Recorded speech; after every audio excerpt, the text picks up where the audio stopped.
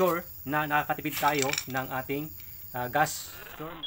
Hello mga kabisik, welcome again sa ating YouTube channel, Motorcycle Basic Mechanic, wherein we can learn repairs and tutorials and vlogs. Please subscribe and click the bell for the updates to our latest videos. Thank you so much and God bless everyone. Hello, welcome back mga kabisik sa ating channel. At ngayon meron tayong tuturo na naman na panibagong tutorials patungkol sa ating mga motor. At ito po ay kadalasang ginagawa na natin. Pero actually, check natin ang ating motor sa kanyang spark plug reading dahil minsan ay nagbabago ito, ano? Especially pag ang motor natin ay may mga parts na medyo hindi na umokay. Okay? So, maganda rin na makikita natin yung reading ng ating spark plug para malaman natin kung mayroon na bang pumalya na parts ng ating motor. So, tinignan natin ngayon. So, galing tayo biyahe. So, galing tayo ng biyahe at i-check natin ngayon. So, hindi pa natin nabuksan to. Mga ilang weeks na rin na hindi na nagbukas ng ating spark plug. So, tanggalin natin ang ating spark plug cap. Gamit tayo ng tools. 18mm. Okay. Yan. Galing natin. Ayan, so ang ating spark plug ay meron siyang resistor. Ayan, ayun oh. Wow. Ganda ng sunog ng ating spark plug. Ito yan. Ayan. Ayan, hindi siya magpupus. Ayan, mga kabisik. Gandang-ganda yung ating spark plug reading. Brown na brown yung ating groundings. Ayan, brown na brown. Pati yung ating ceramic insulator, yung insulator natin dyan, no? Sa gitna, maganda, no? So, ngayon mga kabisik, dapat ang ating spark plug, no? Kulay kalawang or golden brown, okay? So, ganito mga kabisik ay sure na nakakatipid tayo ng ating gas. Sure na tayo ay kumpiyansa na maganda yung ating mixture, yung ating air and fuel mixture sa ating combustion chamber. Kasi maganda yung sunog ng ating spark plug. Okay? So, ibig sabihin, maganda pa yung ating compression. Okay? Yung ating mga valvula ay nagko-close siya ng maayos. Okay? At yung ating piston rings, especially yung ating top and then second compression ring, ay maayos pa yung pagkaka-compress niya sa ating mixture. Kaya maganda yun yung tune up ng ating motor. Okay? So, halimbawa mga kabisik, yung ating spark plug ay ganito yung kulay sa gilid, no? Black na black. Ito, black na black yan. At black rin yung nasa loob.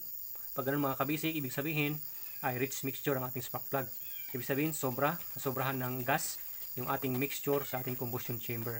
So, magbabawas ka ngayon ng gas na pumapasok sa chamber natin. So, meron tayong adjustan dito, yung ating tunuhan diyan sa ating carburetor. Lapit natin. Meron tayo dito. At mga kabisik, ang kailangan i-adjust natin kung magbabawas tayo ng gas natin, ang gagawin natin na pag-ikot dito is, syempre mga kabisik, pahigpit niya, no? Higpitan natin, no? Konti. Pwedeng 1/4 turn or 1/2 turn. Depende sa talagang itim ng yung sunog talaga ng spark plug mo. Kung masyadong maitim, ano, magbawas ka. So, sisikapan mo ngayon. I-turn right mo yung ating tunuhan para ipitin niya. So, pigilan niya konti yung ating gas na papasok sa ating combustion chamber. Okay, pag maitim na maitim itong ating sunog ng ating spark plug. Ganun mga kabisik ang gawin natin. Okay? At siyempre, pag mas maraming gas at maitim yung ating reading ng ating spark plug, ibig sabihin, masyadong ma-consume sa gas yung ating motor pag nagbibiyahe tayo, especially pag long rides. Halimbawa naman mga kabisik, yung ating ito, halimbawa puting-puti naman yan hanggang sa loob doon, puting-puti naman yung reading ng ating spark plug. Yan, kung puting-puti parang ganito dito, ibig sabihin mga kabisik ay lean mixture yung ating motor. Ibig sabihin naman kulang naman sa gas yung ating motor, no, yung ating mixture. So ibig sabihin, ang gawin mo dito sa ating tunuhan is kailangan mo din siyang luwagan ng konti, 1/4 or 1/2 paluwag. Okay, para mas madaming papasok na gas naman at mas less yung air na papasok sa ating combustion chamber. So, ganoon lang mga kabasic ang cycle ng pagtutuno natin dito sa ating motor tungkol sa ating motor pag pinag-usapan ng ating spark plug reading. Kung rich ba or lean mixture yung ating sunog ng ating spark plug. Napakahalaga ito mga kabasic, ano?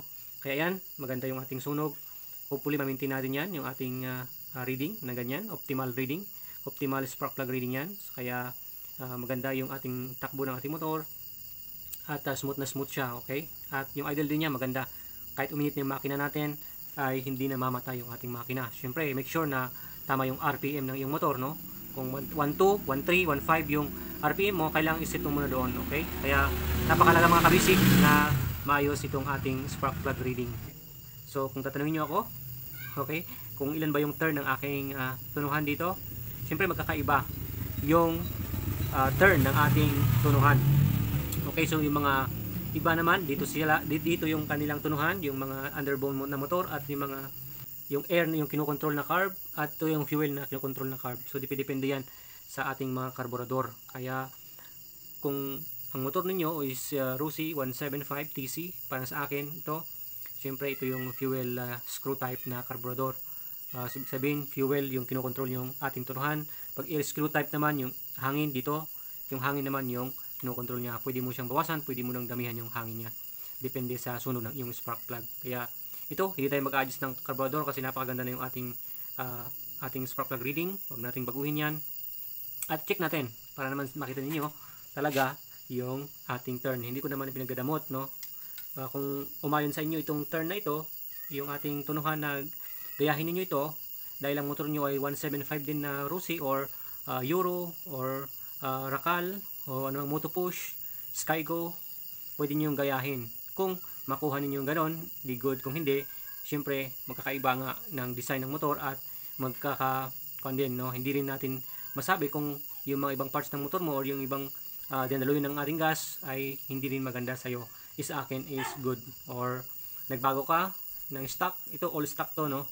Ang ating motor. So i-turn natin. So i-turn ko siya, no, sa pahigpit muna, mga kabisik.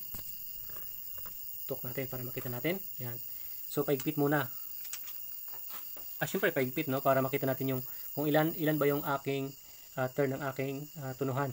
Yan. So yun ang palatandaan ko, kaya at least meron din yan yung company mark. Yan. So ayan, so dito tayo magsimula. Pag ikot natin pa kanan, isa, ibig sabihin half yon, no? Half. Sorry, half na. Sabi natin ng half na lang, no? Half siya. Half. 1. Okay. 1 and a half. 2. 2 and a half. 3. 3 and a half. Okay. Yan. 3 and a half siya. Okay. So, ibalik natin. Half. 1. 1 and a half. 2. 2 and a half. 3. 3 and a half. Ayan. So, ganyan yung aking